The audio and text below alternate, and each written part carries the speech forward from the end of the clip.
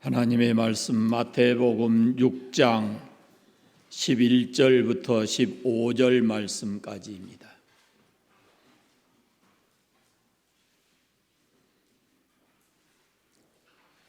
마태복음 6장 11절부터 15절 말씀까지 하나님의 말씀을 한 목소리로 합독해서 읽겠습니다.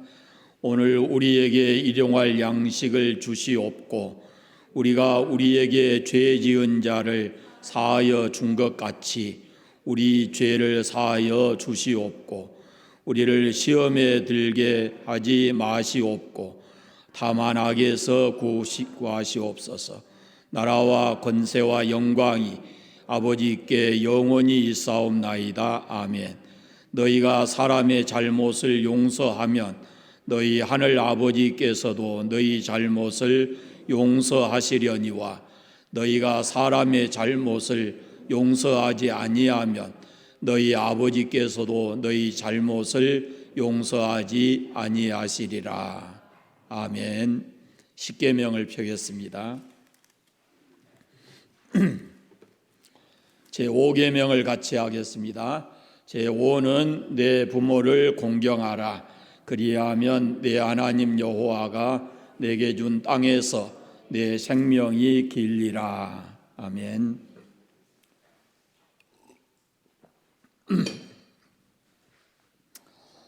지금 우리가 살고 있는 이 지구, 온 세계에는 각종 자연재해와 그리고 전염병 코로나로 인해서 두려움과 불안에 휩싸여 있습니다.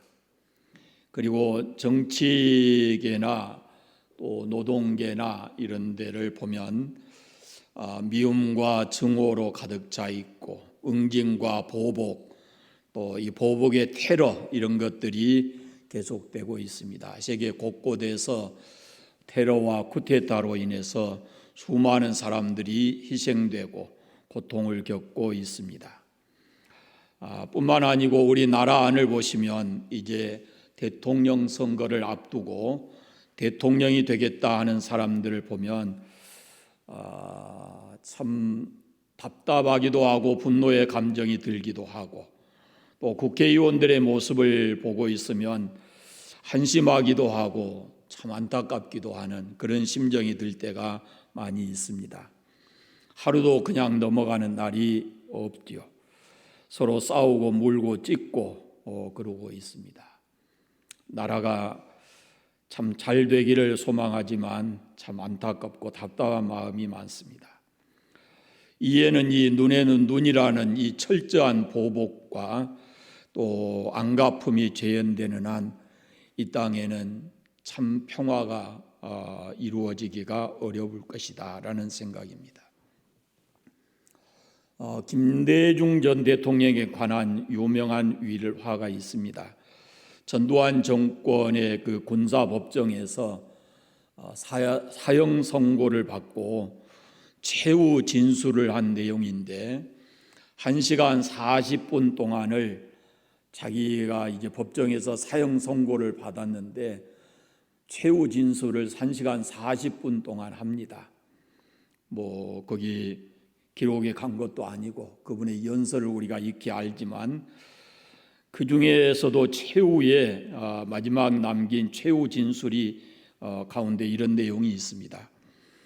나의 죽음으로 인해서 이제 이 땅에 정치 보복이 끝나기를 바란다. 그렇게 당부하셨다고 합니다. 참 큰 어른이시다 이런 생각이 들죠. 남아공의 넬슨 만델라 대통령도 마찬가지죠. 그가 무기징역을 선고받고 26년 동안 감옥에 살다가 1990년에 추록해서 94년에 남아공 최초의 흑인 대통령이 되었습니다. 많은 사람들이 그가 대통령이 되면 자신을 감옥에 넣고 고통을 준 사람들에게 정치 보복을 할 것이다 이렇게 생각을 했습니다. 그러나 그는 그렇게 하지 않았습니다. 진실화해위원회 TRC를 만들어서 과거의 잘못에 대해서는 철저하게 진상 규명을 했지만, 그리고 죄를 물었지만은 다음에 전원 사면을 해 주었습니다. 한 명도 복수하지 않고 다 용서해 준 것입니다. 그의 이런 행보가 온 세상에 큰 감동을 주었고, 그는 역사의 길이 남을 위대한 지도자가 되었습니다. 그리고 노벨 평화상도 수상을 했죠. 그리스 로마 신화를 읽어보면 거기 참 아이러니한 일들이 참 많이 있습니다. 거기 등장하는 신들의 공통점은 용서가 없는 존재들입니다. 그래서 천상에 있는 신들임에도 불구하고 계속 전쟁을 하는 겁니다. 보복과 복수가 계속이 되는 겁니다. 여러분, 용서가 없는 곳에는 끊임없이 다툼이 일어나고 분쟁과 상처가 있을 뿐입니다. 그러나 성경 속에 나타난 하나님은 사랑과 용서의 하나님이십니다. 천국은 완전한 사람이 들어가는 곳이 아니고 예수 그리스도의 십자가 보혈로 용서받은 사람들이 가는 곳입니다. 그래서 기독교는 용서가 우선되는 종교입니다. 예수님께서 십자가에 달려 돌아가실 때도 아버지여 저들을 사하여 주옵소서, 자기들이 하는 것을 알지 못함이니이다 그랬습니다. 마지막 십자가에서 돌아가시면서도 그 고통 가운데서도 죄를 용서해 달라고 그렇게 기도하셨습니다. 영국의 유명한 웰링턴 제독이 있는데, 이 웰링턴 제독이 한 번은 아주 상습적으로 탈령을 한 부하에게 사형 선고를 내리기 직전이었습니다. 그가 이렇게 말을 합니다. 부하에게, 나는 너를 교육도 시켜보았다. 나는 너와 상담도 해보았다. 나는 너를 처벌도 해보았다. 나는 채찍을 들어 너를 때리기도 해보았다. 그리고 노동도 시켜보았다. 나는 너에게 굉장히 심한 벌도 주어보았다. 그런데도 너는 돌이키지 않았고 새로워지지 않았고 별수 없이 이제는 너는 죽어야 한다라고 얘기했습니다. 그때 지혜로운 부하가 곁에 있다가 웰링턴 제독에게 이렇게 말을 합니다. 각하께서는 이 사람에게 한 가지 시도해 보지 않는 것이 있습니다. 그게 뭐냐 물었더니, 각하는 이 사람에게 한 번도 용서해 본 적이 없습니다 라고 했습니다. 이 지혜로운 부하의 충고를 듣고 웰링턴 제독이 그 사병을 용서해 주었습니다. 그 후에 이 사람은 놀랍게 변했습니다. 다시 탈령하지 않았고 충성된 부하로 이렇게 부하가 되었습니다. 용서가 가져다 준 삶의 변화입니다. 오늘 우리에게 용서의 은총이 필요하다라고 생각을 합니다. 이 용서라는 것이 기독교의 아주 중요한 신앙이고, 그리고 용서가 우리에게 행복을 가져다 주기 때문에 그렇습니다. 오늘 설교의 제목을 한번 보십시오. 설교의 제목은 용서받고 용서하는 것이 행복입니다. 우리가 일반적으로 용서하고 용서받는다라는 생각을 하기 쉽지만, 우리 설교를 들으시면 용서받아본 경험을 가져야 용서를 할 수가 있다라는 겁니다. 그리고 이 용서가 우리 서로에게 행복이 된다라는 겁니다. 독일의 유명한 신학자 메이어라고 하는 분이 오늘 본문을 이렇게 해석을 합니다. 우리는 날마다 일용할 양식이 필요하듯이 날마다 하나님의 용서가 필요한 사람들입니다 라고 해석을 했습니다. 그리고 이렇게 원문에도 이렇게 되어 있습니다. 오늘날 우리에게 일용할 양식을 주옵소서. 그리고 우리의 죄를 용서해 주옵소서. 우리에게 일용할 양식을 주시고, 그리고 우리 죄를 사해 달라고 그렇게 되어 있습니다. 알렉산더 맥클린이라는 분이 이 본문을 이렇게 또 해석을 합니다. 하나님은 우리가 빵이 필요한 존재로 만드셨듯이 용서가 필요하도록 만드셨다, 이렇게 기록하고 있습니다. 우리는 이 세상을 살아가기 위해서 매일매일 필요한 양식을 받아야 하듯이 우리가 이 땅을 살아가면서 행복하게 살기 위해서는 또 궁극적으로 우리가 예수 그리스도 그분을 통해서 하나님 나라에 들어가기 위해서는 매 순간순간 용서의 삶을 살고 용서의 은총을 경험하며 살아야 한다라는 겁니다.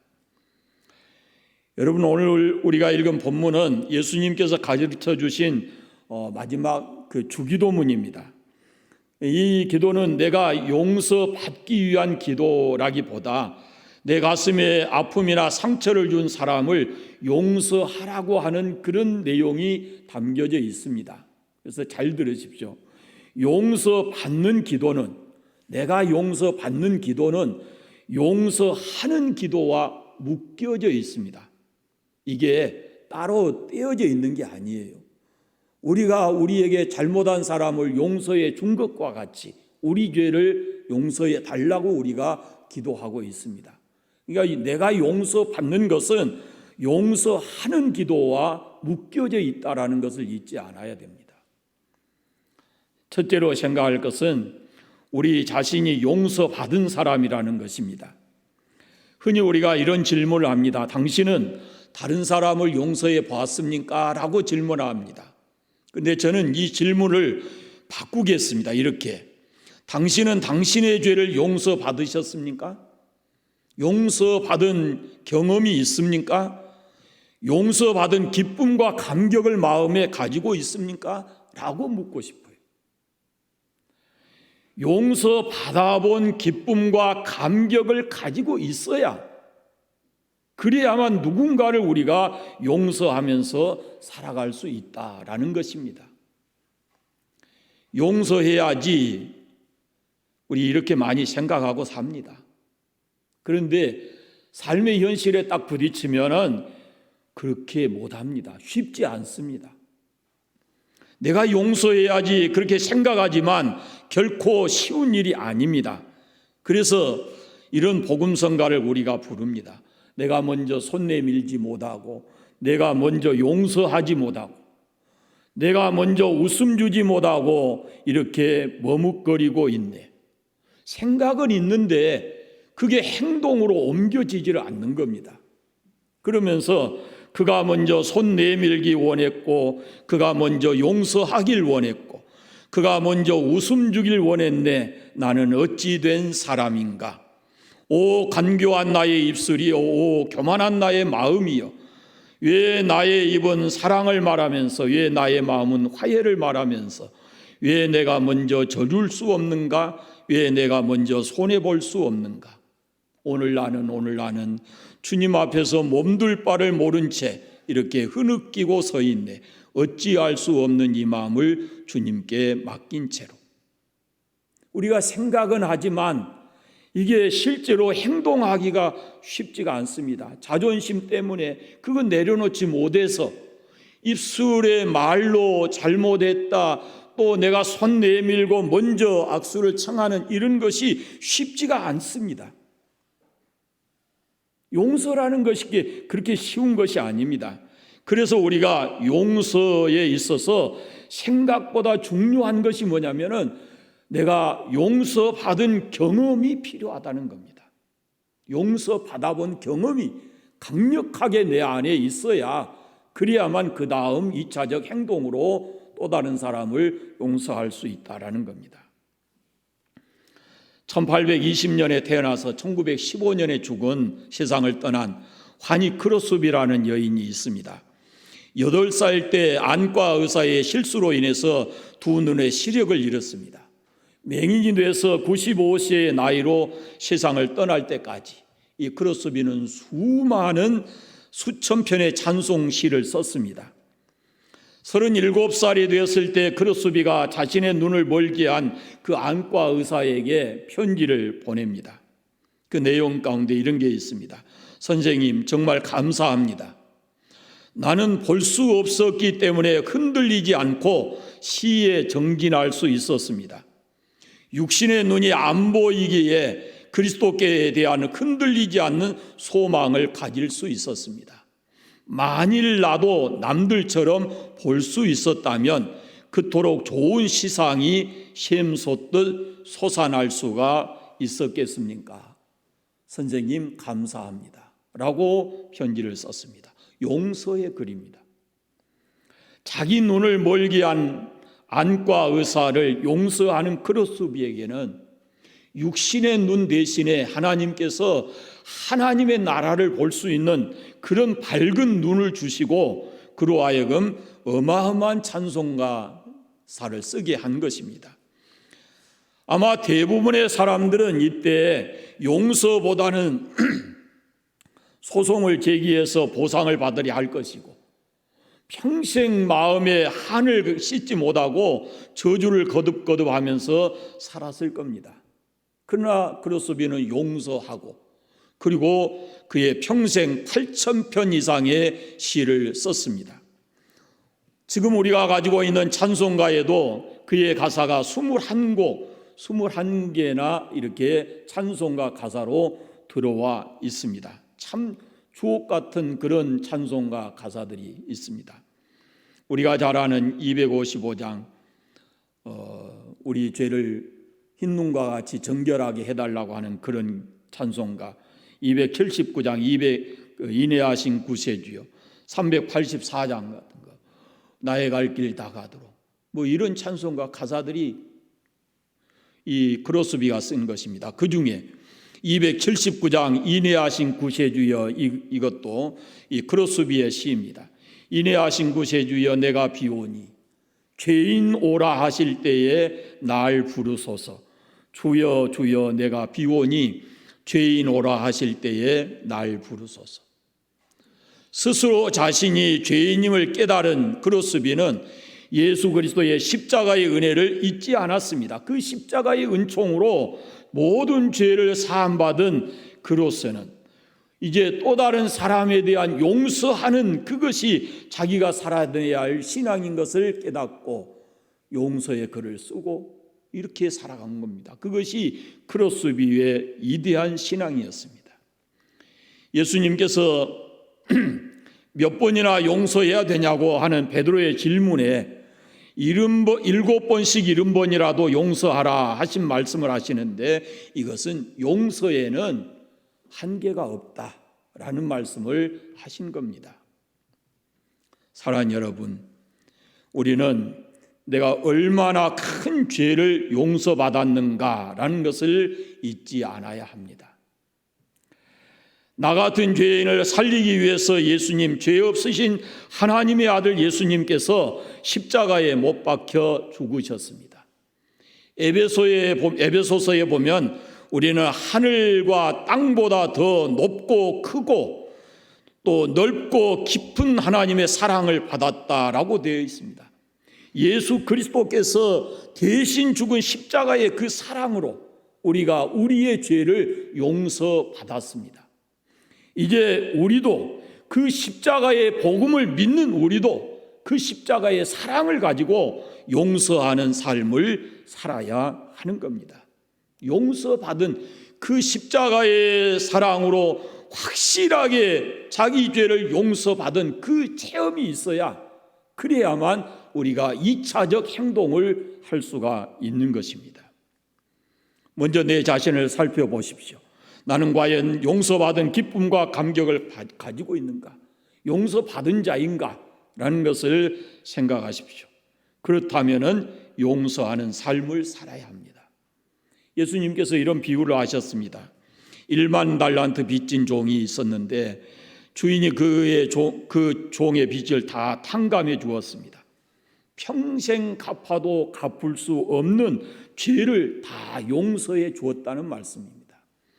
그런데 이 사람이 나가다가 자기에게 100데나리온 빚진 자를 용서하지 못하고 잡아다가 감옥에 가두었습니다. 여러분, 지금 우리가 이 1만 달란트의 빚을 진 사람처럼 이렇게 살고 있지 않는가 생각해 보셔야 합니다.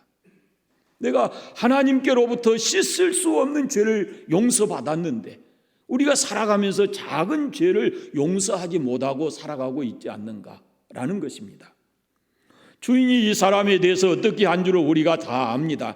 주인이 그를 다시 불러서 이렇게 말합니다. 악한 종아, 네가 빌기에 내가 네 빚을 전부 탕감해 주었거늘 내가 너를 불쌍히 여김과 같이 너도 너의 동료를 불쌍히 여김이 마땅하지 아니하냐 하고 그 빚을 다 갚도록 그를 잡아다가 다시 옥에 가두어 버렸습니다.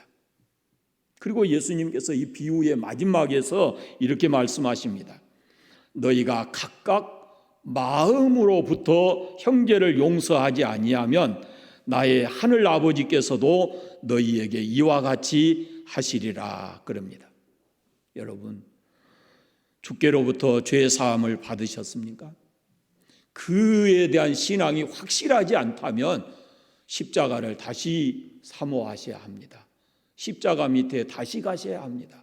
그리고 예수 그리스도의 십자가를 통해서 내 죄가 사해졌다고 하는 믿음, 용서의 확신을 여러분이 잡으셔야 합니다. 그 기쁨과 감격을 경험하셔야 합니다. 그리고 그 기쁨과 감격을 경험하셨다면 이제 다른 사람을 용서하고 사셔야 합니다. 두 번째는 용서는 나도 살고 너도 사는, 서로 사는 행복한 삶이라는 겁니다. 여러분, 평상시에 화를 내는 사람들은 날씨가 추워지면 조심해야 된대요. 화내면 뭐가 올라요? 혈압이 올라요. 그런데 추울 때 혈압이 오르면 까딱하면 잘못하면 위험하다니까요. 그러니까 추울 때는 될 수 있으면 화를 덜 내야 된대요. 그리고 화낼 때 입을 다물어요, 입을 벌려요? 입을 앙당 물잖아요. 입을 앙당 물고 화를 내잖아요. 조심해야 된대요, 그것도. 그러니까 이 화라고 하는 것은 내 안에 그대로 두면요, 이 용서하지 못하고 화를 품고 내 안에 그대로 두게 되면 그것이 내게 질병을 가져올 수도 있고 그게 내게 손해예요. 한번 생각해 보세요, 여러분. 내가 남을 용서하지 못하면 먼저 내 마음에 아픔이 생기는 거예요. 상처가 생겨요. 그러니까 용서하지 못하면 먼저는 내가 일차적으로 손해예요. 그 다음에 또 하나, 분노의 감정은 이렇게 내 몸과 마음에 해를 가져다 주고, 또 하나는 분노의 감정을 이것을 있는 그대로 터뜨려 버리게 되면 그 상대에게 큰 상처를 주게 되는 겁니다. 그것도 조심해야 되죠. 특별히 밖에서 기분 나쁜 일을 당하고 그걸 집에 와서 집에서 식구들에게 터뜨리는 것은 그것은 가정의 행복을 깨뜨리는 겁니다. 대단히 조심해야 될 그런 일이에요. 여러분, 용서가 최고입니다. 용서라는 것은 추방하다, 멀리 떠나보내다, 벗어 던지다, 그런 뜻입니다. 이것이 용서의 본질이에요. 예수 그리스도의 십자가를 통해서 우리가 죄 용서를 받는데 성경은 그에 대해서 이렇게 말합니다. 우리 죄를 동에서 서가 먼 것처럼 멀리 옮기셨다 그랬고, 또 등 뒤로 던져버리셨다 이랬고, 발로 밟으셨다 그런 표현도 있고, 깊은 바다에 던지셨다 그런 표현도 있어요. 그리고 기억하지도 않으신다라고 말씀합니다. 죄는 하나님 우리 죄를 용서하실 때 그렇게 하셨어요. 그럼 우리가 이걸 생각해야지. 한번 따라해 보겠습니다. forgive. 영어에 한번 따라해 보세요. forgive. 용서하다 그 말이에요. 그 다음에 forget. 이것은 잊어버리다 그런 뜻이에요. 잊어버리다. 잊어버려야 되고. 그 다음에 forever. 영원히. 하나님 우리 죄를 용서하실 때 그렇게 하셨어요. 우리 죄를 용서하시고 잊어버리시고 영원토록 기억 안 하셔요. 용서는 내가 사는 길입니다. 용서는 우리 모두가 행복하게 되는 길입니다. 그걸 믿으셔야 할 겁니다. 레오나르도 다빈치가 최후의 만찬의 그림을 그릴 때 이런 이야기가 있습니다. 레오나르도 다빈치가 베드로부터 시작해서 예수님의 제자들을 쭉 이렇게 그리는데 다 그리고 마지막에 가룟 유다를 그릴 때 누굴 그릴까? 어떤 사람을 대상으로 그릴까? 그런데 자기를 일생 동안 괴롭힌 원수 친구가 생각이 났습니다. 그래서 그 친구를 생각하면 마귀 같은 느낌이 들어서 그 가룟 유다의 얼굴을 그 친구의 얼굴로 그렇게 그렸다고 합니다.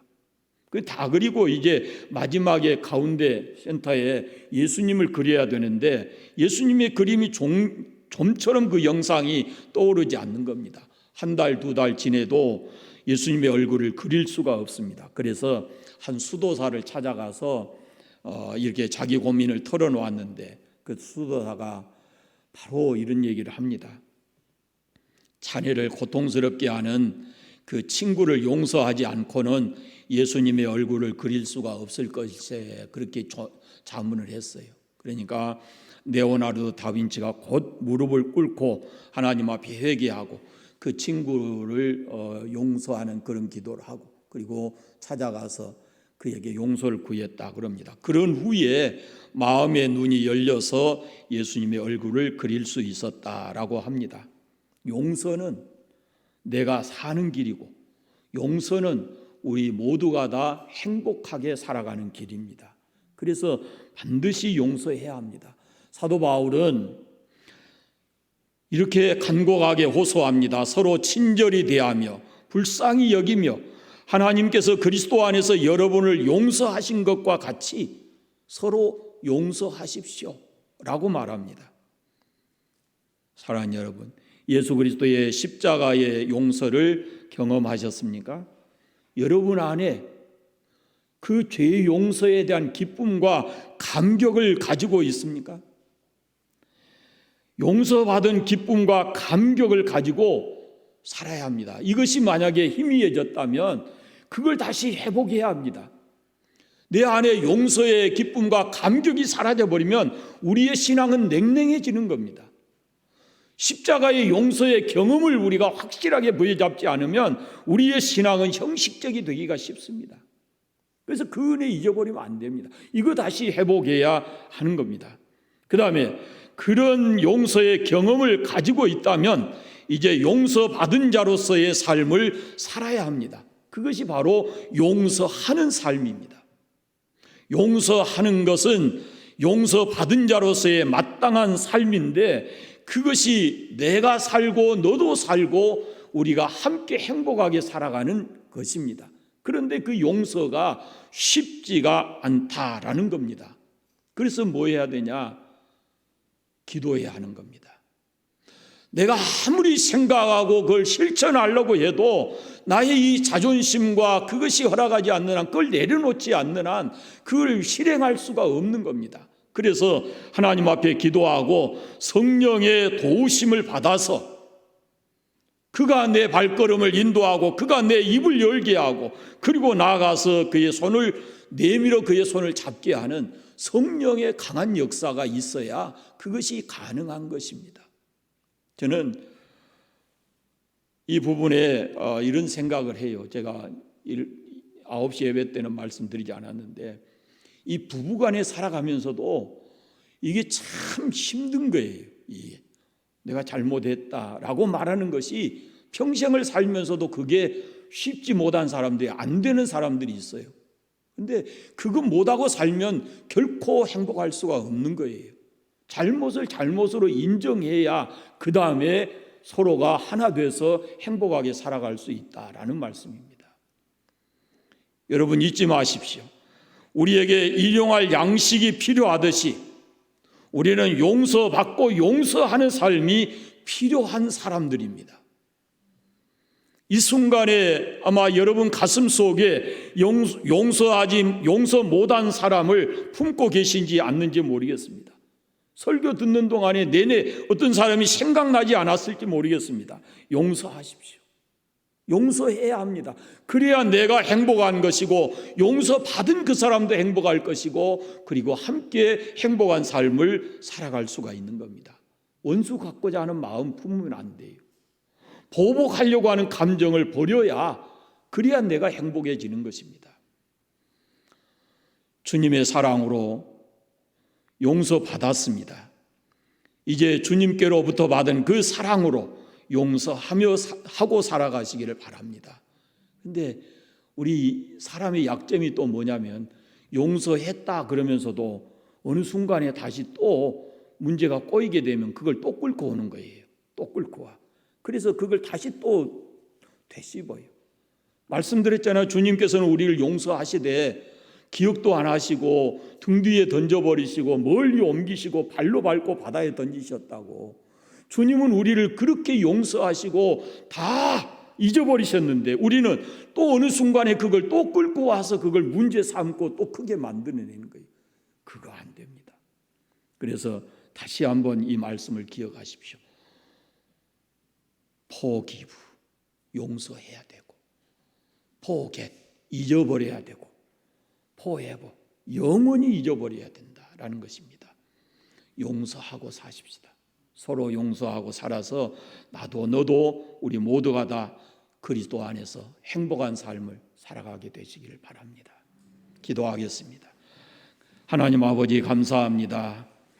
예수 그리스도의 십자가의 피로 우리 용서받게 해주시고, 지금도 그 사랑 그 은혜 잊지 아니하고 죄사함에 대한 기쁨과 감격을 가지고 살아가게 하신 것 감사합니다. 아버지, 또한 우리가 이 땅에 살아가면서 사람들과의 관계 속에서 일어나는 모든 문제 우리가 용서하며 살게 해주시기를 원하옵고 기도합니다. 주께로부터 받은 그 큰 은혜와 사랑을 가지고, 용서의 경험을 가지고 우리도 사람들을 사랑하고 용서하고 살아갈 수 있도록 은혜 베풀어 주시옵소서. 우리의 삶의 현장인 가정에서부터, 그리고 모든 환경에서 모든 사람과 더불어 화목하게 살아가는 저희들 되게 하시고, 우리가 이 땅에 사는 날 동안 주님 때문에 행복하고 주님으로 인하여 행복하게 살아가는 저희들 되게 해주시기를 간절히 원하옵고 기도합니다. 우리의 삶의 현장에 돌아가서도 언제나 주의 말씀이 기억나게 하시고 이 말씀을 순종하고 살아갈 수 있도록 성령 하나님 우리를 강하게 붙드시고 인도하여 주시옵소서. 예수님의 이름으로 기도드립니다. 아멘.